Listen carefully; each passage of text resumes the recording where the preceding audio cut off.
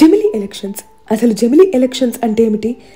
One nation one election అనేది దీని theme. ఒకేసారి ఎలక్షన్స్ పూర్తి అవ్వడం, ప్రతి 5 సంవత్సరాలకు ఒకసారి ఎలక్షన్స్ దేశవ్యాప్తంగా ఒకే రోజు జరగడం. దీన్ని మాజీ రాష్ట్రపతి అయిన రామ్నాథ్ కోవింద్ రూపొందించడం జరిగింది. దేశవ్యాప్తంగా అన్ని రాష్ట్రాల అసెంబ్లీలకు ఒకేసారి ఎన్నికలు నిర్వహించి వ్యయాన్ని తగ్గించడమే దీని థీమ్. అయితే ఇప్పటికే కేంద్ర మంత్రివర్గం దీన్ని ఆమోదించింది, కానీ ఇంకా పార్లమెంట్ ఆమోదం మాత్రం పొందలేదు. పార్లమెంటు దీన్ని ఆమోదించాలంటే లోక్సభలో ఉన్న 543 సీట్లలో 362 ఎంపీలు అనుకూలంగా ఓట్లేయాలి. అలాగే రాజ్యసభలో ఉన్న 245 సీట్లలో 164 మంది ఈ బిల్లును సమర్థించాలి. కానీ కాంగ్రెస్తో పాటు 15 పార్టీలు ఈ విధానాన్ని వ్యతిరేకిస్తున్నాయి. అందుకు కారణం దీనిలో ఉన్న లోపాలే.